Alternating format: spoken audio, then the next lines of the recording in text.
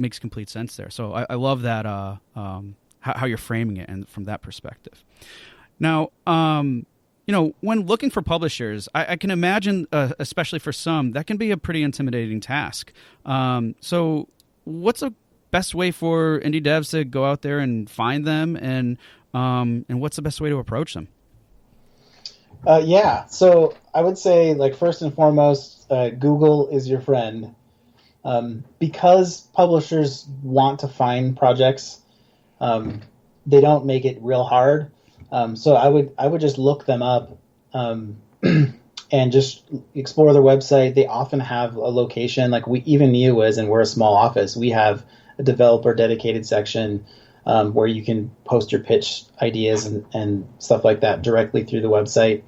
Oh, nice. So there's a lot. I mean, you just explore on the web to find. Other ways are to use your network. If you don't have a network, you should definitely be working on building one. This industry thrives on networking.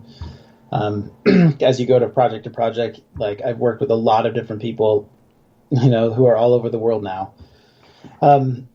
So they can help you in terms of, they can let you know about negative experiences they've had with publishers and what the reasons are. And they could also maybe put you in touch with ones they've had good experiences with, or who they think might be good matches for you.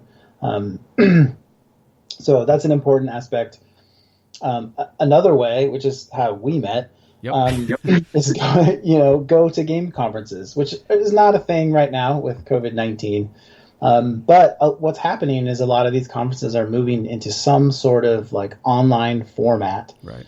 And I've even participated in a couple already that are online, even investment focused. So look for the ones that have investment summit is what the phrase they use at the PAX ones. They have other terminologies in other conferences, but just look for the developer publisher meetups. Oftentimes it takes the form of very short meetings that you might do, 15 minutes to half an hour, where you get to sort of pitch your game to the publisher and they get to ask you questions. It's been really great for us, the conferences that we've been to and the people we've talked to, in building relationships and learning about various projects that are out there. So I would look to get involved in those sorts of activities. And I think there's more and more of those happening because it seems to be a great place to do these matches. Oh, yeah, definitely. And not only that, it gives you a lot more experience, too, to kind of get out there. And I mean, and speaking of experience, so if you're doing these types of meetups, or let's just say you've gone through that, you've done your research, you put your project out there, and someone's come back, a publisher's come back, and they're like, oh, okay, let's hear your pitch or whatever. When it comes to pitching and stuff, what types of things should indie devs be prepared for, before they start pitching to a publisher? Yeah, this is a great question. And it's very important. So here are a number of things. The first one is a game build. And it's not always, depending on your stage, you might not be ready to have that. But it speaks louder than almost anything else that you can put out there. If you have something where a publisher can put their hands on it and they can play a vertical slice of your game and understand what is the core of the game, what is the loop, where are you going with this? It helps get people excited. I've played builds. I mean, there's both cases where I've played builds of games where you look at the pitch materials and you're like, meh, and then you play the game and you're like, oh man, there's some really good stuff here, and you get more excited about it. And the flip side can also be true, or there's a really good idea on paper, but when you actually implement it, it turns out to not be as good. Yeah. But I mean, we're hoping that you're making good games here, and I'm sort of presuming that you're making a good game and that the build is going to show that off. So builds are important. Other things that you should think about that often get overlooked, or at least some of these get overlooked. You want to prep a feature roadmap, which is basically how am I going to get my game done and what are the features of my game. And so that they can see, this is when it's going to be done and these are when these things are going to be done, and that you have a plan. Another thing is a resource roadmap, which is more about the money. What is your burn rate? What's it going to cost you to get to the end of your feature roadmap? And things like staffing. Like there's often staffing needs that go up and down. Like your sound mix, sound design. You don't need them the whole time necessarily in development, but you are going to need that. So you should have it in your resource roadmap. Some other things you should be doing and putting in your materials is competition research and demographic research. So you need to communicate to the publisher that you know the audience for your game, like who's going to be playing it, and who these people are. Like you want to know how your game fits into their play space, and you want to know the other games that they're going to be playing, and then any other potential games that might be coming out that might threaten you or just be a part of that same space that you're going to have to compete with. So that you want to have that awareness to the level that you can, right? You can't always know all the game projects in the world. There's so many. Right.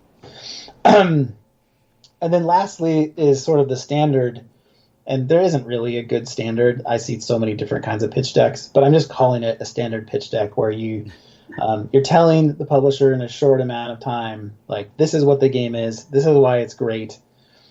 Here's the platforms we're targeting. Here's the regions and the languages. And then here's what we want. Like, we're looking for this amount of money to do this thing, or we're looking for these services. This is what we're looking for in our publishing partner. And that speaks a lot if the publisher can see, like, these devs know what they really need. Is really helpful. So I would include that in the pitch. Cool. And I'm just curious, are there any, in standard pitch deck, as you said, is basically just standard in terms of the type of information that you should always include, which you just listed. But from your experience, has there been any pitch decks that were really stood out on their own that you recall? Or are they all pretty much just as straightforward as providing this really helpful information? Like some stand out and they're for strange reasons sometimes. Mm-hmm. It'll stand out because they include a piece of information that you haven't seen in a while, and you're like, oh my, they're actually really thinking about, their audience. That's like the competition and demographic research is one that's often left out of the pitch materials. Wow. People who are thinking about that space and they have some data on it, either because they've made another game or they've done research on other games to the level of finding out what their demographics were. Some games that include, it's like if they include the right pieces of art from the game to show off, like to answer sort of questions, like some questions that we have when we look through a pitch deck if there's no build is like, well, where's the camera in this game? What does the UI look like for this game?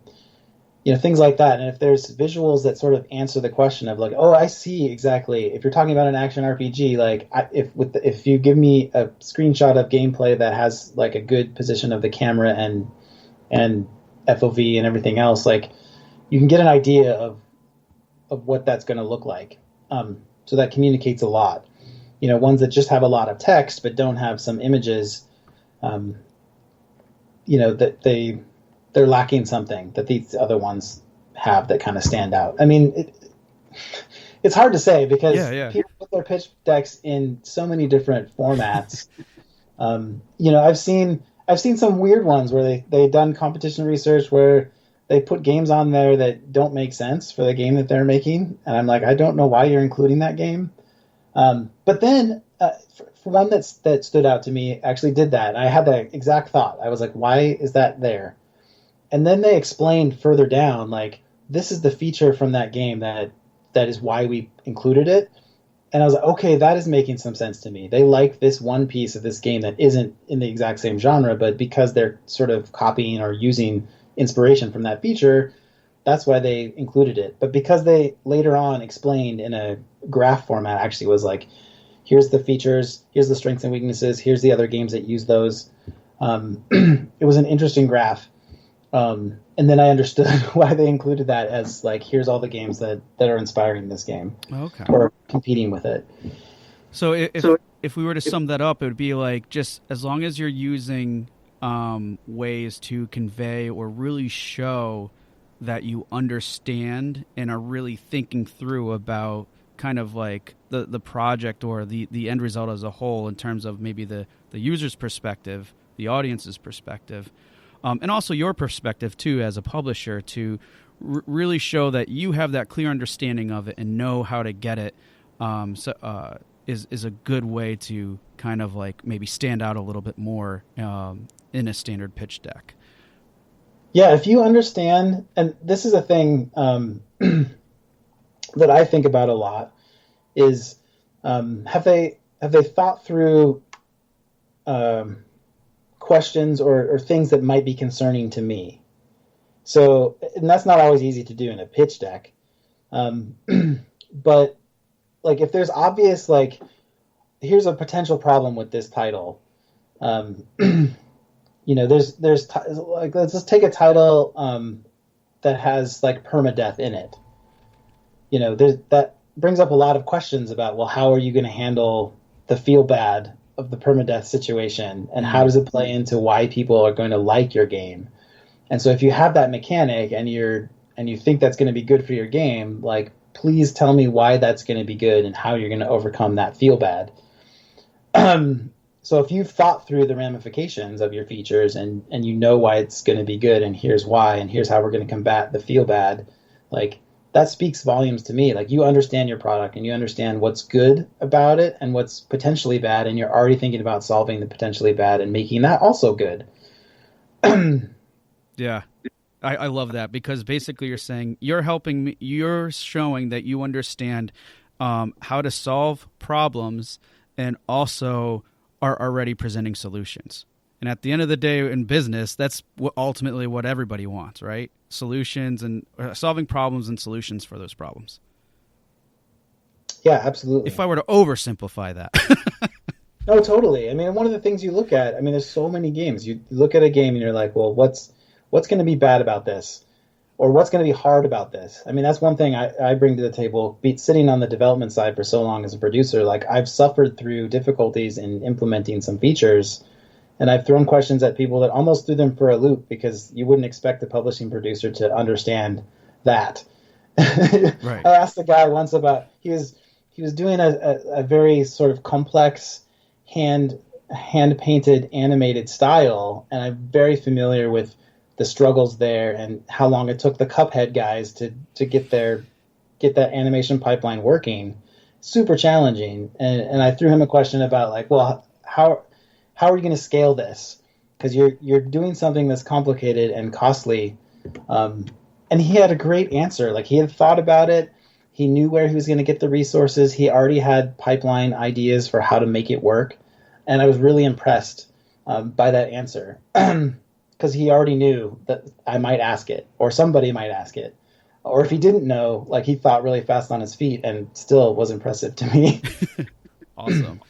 So know your game is what we're saying. Really know your game and show that you know the game. So that'd be my summary of all that. Now, and thank you for sharing the Cuphead story, because I think that's a really good example to further understand that. But I want to go and discuss things a little bit further, because we were talking about, like, a lot about pitching and such, some ways to do that, what to consider. But let's say that you've already gone through that. You're looking into either negotiating an agreement, or you're already even past that. I would love to talk about expectations, because I'm sure those are super important when it comes to working with a publisher. So when indie devs are in negotiations with publishers, and let's just start here first, should they seek any legal counsel?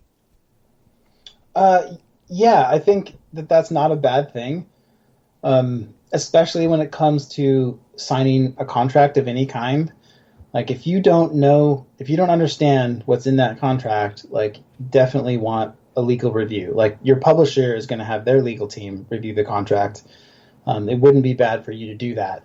I don't think you necessarily need to get a lawyer to do your negotiations for you, that sort of thing. So you want to be frugal about where you spend your money on, because legal's expensive, right? Yep. But certainly, like, if anything you would spend on, you might want to spend on a contract review to make sure what's in there is what you actually agreed to. and that you understand what you're agreeing to ultimately, so that there's going to be no frustrations or bad blood further down the road. Totally. Yeah, makes complete sense. Now, all right, so you got the contract, great. Everybody's happy. You're